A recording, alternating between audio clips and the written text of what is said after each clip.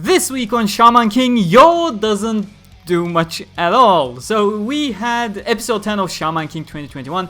It is more of a filler, rather transition, let's say, a transitioning episode from the preliminaries over to the main tournament. Also, we had some reveals, but in my opinion, the best part of this episode was the bit that focused on Tao Ren.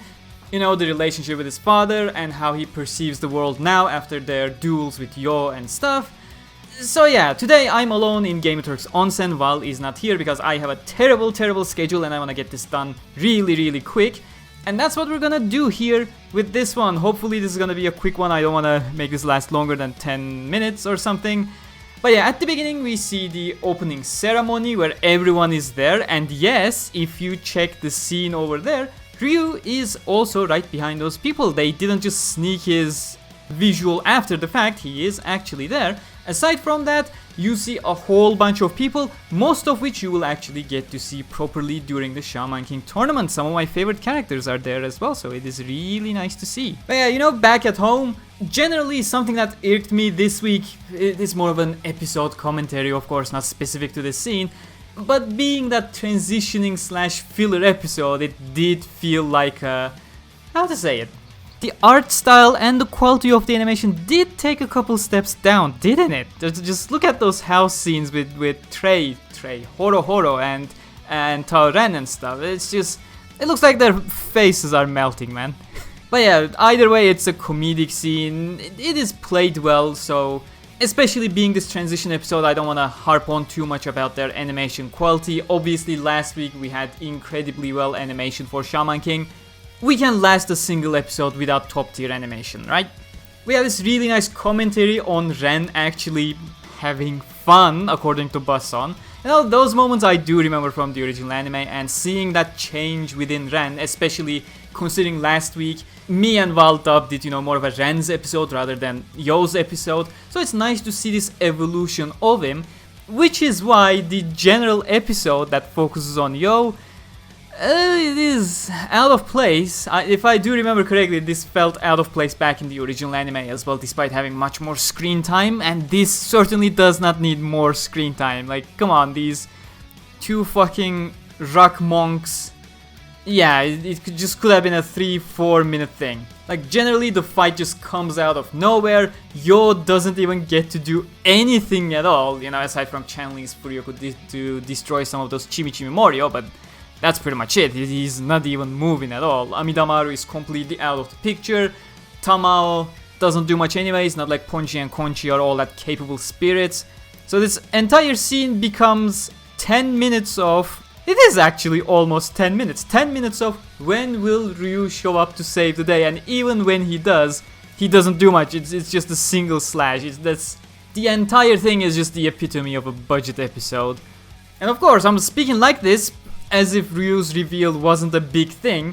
But yeah, that was kind of a big thing. I shouldn't gloss over it. It's great seeing Tokageroh back. It's always great seeing Ryu, of course, next to him. And them together, you know, it's like a dream team coming together before the actual dream team comes together. So yeah, it's a neat moment. I'll give it that much. But again, the Chimi Chimi Moryo people, it's just, they're so annoying. Their premise doesn't have much in the first place. It's just filler, man. Like, people always try to say anime original scenes are filler when adapting from the manga, whereas the original Shaman King anime adaptation, despite having tons and tons of original scenes, most of it never felt like filler content, whereas this, the really straight from the manga, this chapter entirely just feels like filler, comes out of nowhere, goes absolutely nowhere, aside from the one sentence of Hao mention, which is, you'll remember him as Zeke in the original adaptation if you watch the English dub, of course.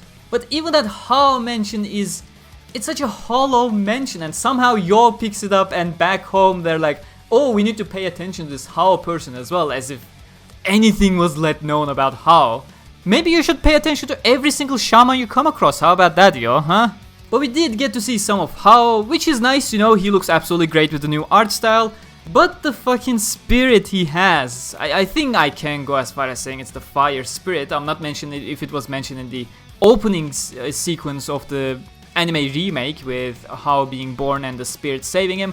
But yeah, that is the fire spirit. I will not go further in depth. I'm just calling it by its name to be descriptive. But that fucking thing looks absolutely scary as fuck with this new art style, with the nails almost as tall as its upper body and stuff.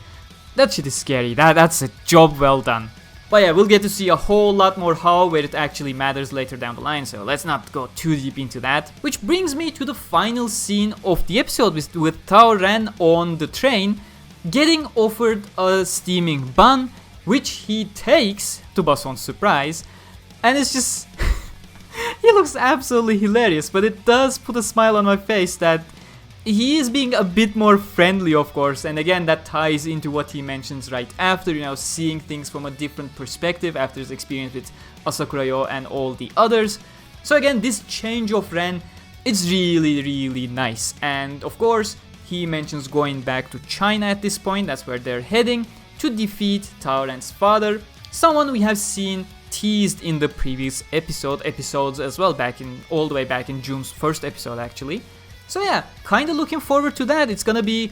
I'm not sure how long they're gonna take for the entire thing. I sure do hope the entire thing won't take a single episode. That'll be extremely awkward.